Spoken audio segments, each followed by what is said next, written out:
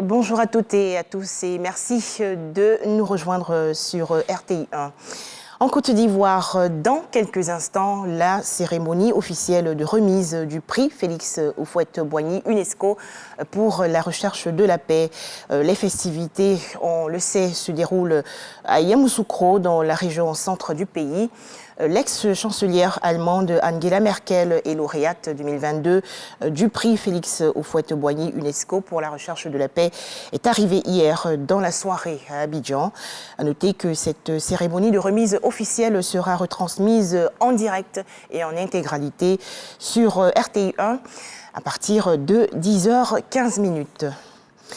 Remise officielle du prix Félix Houphouët-Boigny UNESCO pour la recherche de la paix. Plusieurs chefs d'État et personnalités sont arrivés en Côte d'Ivoire. C'est aux environs de 20 h que le président de la République, Alassane Ouattara, a accueilli la lauréate Angela Merkel.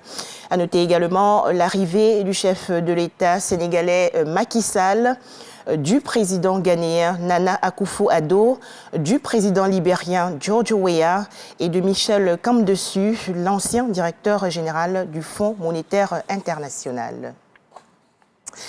La directrice générale de l'UNESCO est aussi en Côte d'Ivoire dans le cadre de la cérémonie officielle de remise du prix Félix Houphouët-Boigny UNESCO pour la recherche de la paix. Audrey Azoulay a échangé hier avec le président de la République, Alassane Ouattara.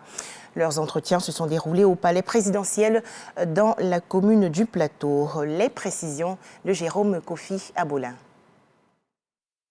Elle est la directrice générale de l'UNESCO. Audrey Azoulay a été reçue ce mardi au palais présidentiel par le président de la République, Alassane Ouattara. Selon l'hôte du chef de l'État ivoirien, cette rencontre s'inscrit dans le cadre de la remise du prix Félix Houphouët-Boigny pour la recherche de la paix, prévue ce mercredi 8 février à Yamoussoukro. Et je suis très heureuse d'être aujourd'hui en déplacement officiel en Côte d'Ivoire et avec la chance d'avoir été reçue par Monsieur le Président Ouattara.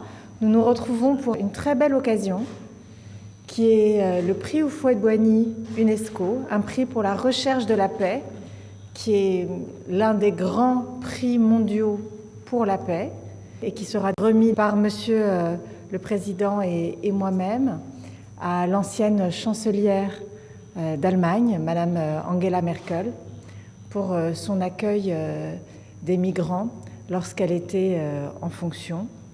C'est un prix que nous célébrons à un moment particulier, qui est celui du 30e anniversaire du décès du président Houphouët-Boigny, en compagnie de nombreux chefs d'État qui sont là à l'invitation du président Ouattara. Et ça arrive à un moment où nous avons, je crois, plus que jamais besoin de construire la paix, qu'il s'agisse de la sous-région ou du monde.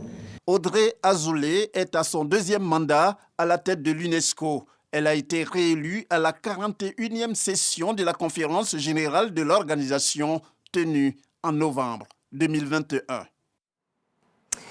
En image, l'actualité hors de chez nous et direction le Cameroun, dans le cadre des investigations ordonnées par le président Paul Biya après l'assassinat de l'animateur de radio Martinez Zogo. Les enquêteurs ont procédé hier à des perquisitions chez l'homme d'affaires Jean-Pierre Amungu Belinga. Pourquoi ?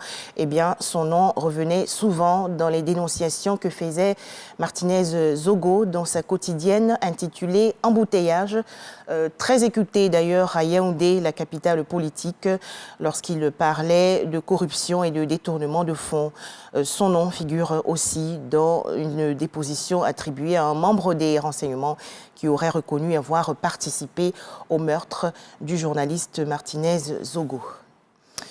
Les affrontements meurtriers se sont poursuivis hier dans la ville de Las Anod, dans l'État autoproclamé du Somaliland. Les conflits opposent les forces armées du Somaliland à des combattants locaux qui revendiquent l'appartenance de leur région au gouvernement fédéral somalien. De leur côté, les Nations Unies déplorent au moins 20 morts et 119 blessés dans ces affrontements et réclament l'ouverture d'une enquête.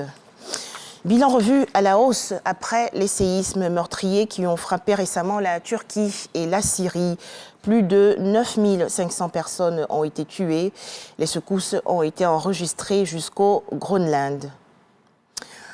Merci de nous avoir suivis à 13h le journal de RTI 1.